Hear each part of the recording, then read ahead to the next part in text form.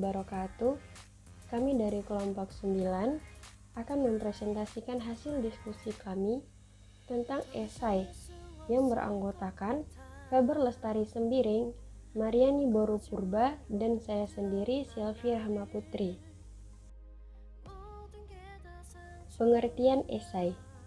Esai adalah karangan prosa yang membahas suatu masalah secara sepintas lalu dari sudut pandang pribadi penulisnya. Pengarang esai disebut esais. Esai sebagai bentuk karangan dapat bersifat informal dan formal. Esai informal mempergunakan bahasa percakapan dengan bentuk sapaan, saya, dan seolah-olah ia berbicara langsung dengan pembacanya. Adapun esai yang formal, pendekatannya serius. Pengarang mempergunakan semua persyaratan penulisan. Esai adalah sebuah komposisi prosa singkat yang mendeskripsikan opini penulis tentang subjek tertentu. Esai dibagi menjadi 3 bagian. Yang pertama, pendahuluan yang berisi latar belakang informasi yang mengidentifikasi subjek bahasan dan pengantar tentang subjek. Yang kedua, tubuh esai yang menyajikan seluruh informasi tentang subjek. Dan yang terakhir, ada konklusi yang memberikan kesimpulan dengan menyebutkan kembali ide pokok, ringkasan dari tubuh esai, atau menambahkan beberapa observasi tentang subjek. Ciri-ciri esai. Yang pertama, berbentuk prosa. Artinya dalam bentuk komunikasi biasa, menghindari penggunaan bahasa yang tidak efektif dan ungkapan figuratif. Yang kedua, singkat. Maksudnya dapat dibaca dengan santai. Yang ketiga, memiliki gaya pembeda. Seorang penulis esai yang baik akan membawa ciri dan gaya yang khas, yang membedakan tulisannya dengan gaya penulis lain. Yang keempat, selalu tidak utuh. Artinya, penulis memiliki segi-segi yang penting dan menarik dari objek dan subjek yang hendak ditulis. Penulis memiliki aspek tertentu saja untuk disampaikan kepada para pembaca. Yang kelima, memenuhi kebutuhan penulisan. Walaupun esai adalah tulisan yang tidak utuh, namun harus memiliki kesatuan dan memenuhi syarat-syarat penulisan mulai dari pendahuluan, pengembangan, sampai ke pengakhiran. Di dalamnya, terdapat koherensi dan kesimpulan yang logis. Penulis harus mengemukakan argumennya dan tidak membiarkan pembaca tergantung di awang-awang. Dan yang terakhir, mempunyai nada pribadi atau bersifat personal. Yang membedakan esai dengan jenis karya sastra yang lainnya adalah ciri personal. Ciri personal dalam tulisan esai adalah pengungkapan penulis sendiri tentang kediriannya, pandangannya, sikapnya, pikirannya, dan dugaannya kepada pembaca. Jenis-jenis esai. Yang pertama, esai deskriptif. Esai jenis ini dapat menuliskan subjek atau objek apa saja yang dapat menarik perhatian pengarang. Bisa mendeskripsikan sebuah rumah, sepatu, tempat rekreasi, dan sebagainya. Yang kedua, esai tajuk. Esai jenis ini dapat dilihat dalam surat kabar atau majalah. Esai ini mempunyai satu fungsi khusus, yaitu menggambarkan pandangan dan sikap surat kabar atau majalah tersebut terhadap satu topik dan isu dalam masyarakat. Dengan esai tajuk, surat kabar tersebut membentuk opini pembaca. Tajuk surat kabar tidak perlu disertai dengan nama penulis. Yang ketiga, esai cukilan watak. Esai ini memperbolehkan seorang penulis membeberkan beberapa segi dari kehidupan individual seseorang kepada para pembaca. Lewat culikan watak ini, pembaca dapat mengetahui sikap penulis terhadap tipe pribadi yang dibeberkan. Di sini, penulis tidak menuliskan biografi, ia hanya memilih bagian-bagian yang utama dari kehidupan dan watak pribadi tersebut. Yang keempat, esai pribadi. Hampir sama dengan esai cukilan watak, akan tetapi esai pribadi ditulis sendiri oleh pribadi tersebut tentang dirinya sendiri. Penulis akan mengatakan, saya adalah saya. Saya akan menceritakan kepada saudara hidup saya dan pandangan saya tentang hidup. Ia membuka tabir tentang dirinya sendiri. Yang kelima, esai reflektif. Esai reflektif ditulis secara formal dengan nada serius.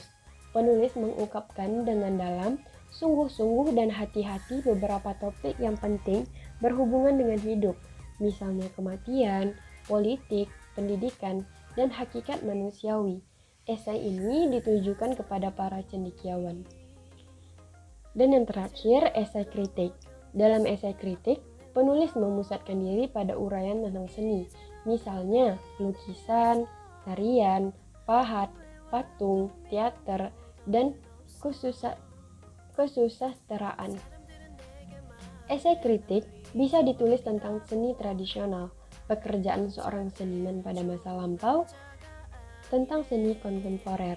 Esai ini membangkitkan kesadaran pembaca tentang pikiran dan perasaan penulis tentang karya seni. Kritik yang menyangkut karya sastra disebut kritik sastra. Selanjutnya yaitu struktur esai. Yang pertama ada pendahuluan. Di dalam pendahuluan, kita dapat mengungkapkan topik atau tema yang akan dibahas dalam keseluruhan esai. Unsur-unsur yang ada di dalam pendahuluan adalah latar belakang dan pendapat pribadi penulis mengenai tema yang akan dibahas secara lebih jelas dan teliti pada bagian selanjutnya. Pendahuluan menjadi pengantar pembaca untuk memahami topik yang akan dibahas sehingga pembaca lebih mudah menelaah isi esai. Yang kedua yaitu isi atau pembahasan. Isi atau pembahasan adalah bagian dari esai yang menjelaskan tema atau topik tulisan secara lebih detail. Di dalam isi, penulis menjabarkan pendapatnya secara kronologis atau urut sesuai dengan ide yang disusun dalam kerangka sehingga esai menjadi koheren. Yang terakhir yaitu kesimpulan atau penutup. Kesimpulan adalah bagian terakhir dalam esai. Dalam bagian ini berisi kalimat yang merangkum atau menyimpulkan apa yang sudah disampaikan di pendahuluan dan pembahasan.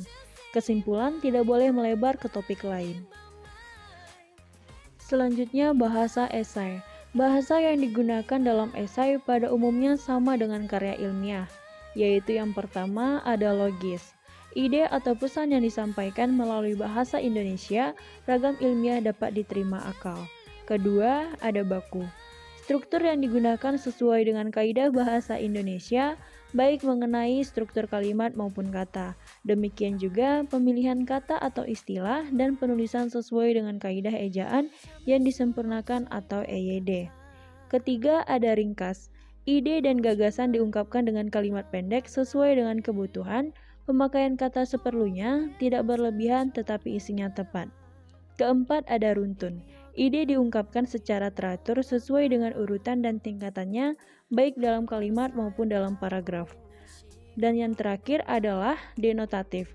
Kata yang diungkapkan dengan kalimat pendek sesuai dengan kebutuhan, pemakaian kata seperlunya, tidak berlebihan tetapi isinya tepat. Selanjutnya, langkah pembuatan esai. Berikut ini terdapat beberapa langkah pembuatan esai. Di antaranya yang pertama, menentukan tema atau topik. Menentukan tema atau topik yang ingin dibicarakan dalam sebuah esai dan dituangkan menjadi sebuah gagasan pokok berupa satu kalimat lengkap, di mana gagasan pokok merupakan pandangan atau pendirian mengenai topik yang dipilih. Selanjutnya, membuat outline atau garis besar ide-ide yang akan dibahas. Tujuan dari pembuatan outline adalah meletakkan ide-ide tentang topik Anda dalam naskah sebuah format yang terorganisir. Kemudian, tuliskan garis besar ide Anda tentang topik yang Anda maksud. Selanjutnya, menuliskan pendapat kita sebagai penulisnya dengan kalimat yang singkat dan jelas. Menulis tubuh esai. Dimulai dengan memilih poin-poin penting yang akan dibahas. Kemudian, buatlah beberapa subtema pembahasan agar lebih memudahkan pembaca untuk memahami maksud dari gagasan kita sebagai penulisnya. Selanjutnya, kita harus mengembangkan subtema yang telah kita buat sebelumnya. Membuat paragraf pertama yang sifatnya sebagai pendahuluan. Dan yang terakhir adalah menuliskan kesimpulan. Ini penting karena untuk membentuk opini, pembaca kita harus memberikan kesimpulan pendapat dari gagasan kita sebagai penulisnya. Karena memang tugas penulis esai adalah seperti itu. Berbeda dengan penulis berita di media massa yang seharusnya atau memang bersikap netral. Contoh esai sederhana. Menyetiai siswa miskin. Sudah jelek, miskin, kurang cerdas, dan hidup lagi. Begitulah Tukul sering berolok-olok. Anak-anak seperti itulah yang dari tahun ke tahun memenuhi sekolah yayasan kami. Apakah mesti merasa sial mengolah sekolah semacam ini? Adakah alasan untuk menyita siswa-siswanya? Untuk apa sekolah dibangun? Ini pertanyaan penting dalam menyikapi realitas sekolah kami yang sebagian besar dipenuhi anak-anak miskin. Sekolah adalah ruang mengolah hidup. Di sekolah seseorang ditumbuh kembangkan kepribadiannya. Jadi semestinya tak masalah dengan anak macam apapun di sekolah, termaksud yang ringkih modal hidupnya. Namun jujur saja, tidak mudah menyitai siswa semacam ini. Siswa yang miskin, lusuh, kurang cerdas lagi, sering disikapi sebagai kesialan. Sesungguhnya yang lebih sial adalah ketika mereka tidak mendapat kesempatan mengolah hidupnya dengan belajar di sekolah. Anak-anak semacam itulah yang banyak penulis jumpai di kelas. Mereka adalah representasi anak bangsa yang dikalahkan karena kemiskinan. Untung saja yayasan berkomitmen memberi ruang bagi mereka. Kami berharap sekolah kami memberi kesempatan bagi tumbuh kembangnya kepribadian mereka. Kemiskinan menjadikan mereka kurang cerdas. Sebagian besar dari mereka adalah lulusan sekolah yang tak memiliki tradisi studi yang baik. Jadi tak mudah mengajak mereka bertekun di kelas. Oleh karena itu, kami sadar terlalu berat menggusur prestasi siswa sekolah favorit yang leluasa merekrut anak-anak cerdas, berkecukupan, dan memiliki tradisi studi yang baik. Satu hal yang kami perjuangkan adalah menghentikan kesialan jalan hidup anak-anak kami. Kalau ada 1-2 lulusan kami yang akhirnya bisa bersaing dengan anak-anak di sekolah favorit, itu sudah luar biasa. Kalau ada anak-anak kami yang lulus dengan kesadaran pentingnya peduli terhadap perjuangan nasib diri sendiri, itu menjadi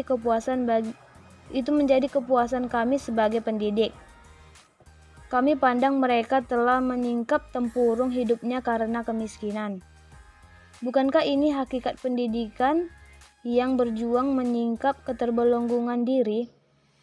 Bagi kami yang telah lama bergulat dengan anak-anak miskin, ada banyak pergulatan hidup sebagai pendidik selama mendampingi mereka. Seorang sahabat kami dibuat menangis ketika siswinya tak mau ikut ujian karena ingin memilih bekerja demi menghidupi keluarganya. Sahabat lainnya merasakan kebermaknaan sebagai pendidik ketika menjemput paksa sejumlah siswa agar mau mengikuti ujian meski belum melunasi uang sekolah. Yang lain lagi merasa lega ketika semua siswanya bisa ikut ujian, meski untuk itu ia harus mengemis kepada para donatur demi biaya ujian para siswanya. Ada juga yang bersyukur sekaligus geli karena beberapa kali harus rela menjual burung peliharaannya untuk biaya akomodasi lomba para siswanya. Pada realitas semacam itu, anak-anak miskin di sekolah sesungguhnya menjadi panutan dalam pergulatan hidup seorang guru. Mereka seperti menciptakan outbound bagi tumbuh kembangnya jiwa kami sebagai pendidik. Mereka memaksa kami untuk mengajar dengan cara sesederhana dan sekreatif mungkin. Lemahnya daya nalar serta rendahnya daya tahan untuk bertekun di kelas mendidik kami untuk semakin sabar. Anak-anak itu membantu kami melompati batas-batas hidup. Sebagai pendidik, mereka adalah penolong kami yang nyata untuk menjemput kebermaknaan hidup sebagai pendidik. Bersama anak miskin, kami tidak hanya menjadi guru yang mengajar pengetahuan. Lebih dari itu, mereka membantu kami belajar menjadi manusia yang sempurna. Meski demikian, tak banyak guru yang sempat menjemput kebermaknaan hidup bersama siswa-siswanya yang miskin. Banyak guru dari sekolah kaya lagi favorit tak rela pindah ke sekolah miskin. Mereka merasa dibuang ketika dimutasi ke sekolah miskin. Pasalnya, di sekolah miskin pendapatan mereka di luar gaji pokok menurun drastis. Tak ada kegagahan fisik, juga tak lagi berjumpa para murid menarik. Arus hedonisme, konsumerisme, dan pragmatisme telah menggusur idealisme banyak guru. Semua diukur dengan uang dan kemuktahiran fasilitas. Apalagi tahun-tahun ini, perhatian guru sering dimobilisasi oleh gaji dan beragam tunjangan. Dinamika pendidikan yang lebih menyeruakan penampilan semacam bangunan gedung dan beragam kegiatan mewah membuat guru tak lagi menjemput pergulatan sebagai pendidik. Sekolah miskin pun menjadi kesialan.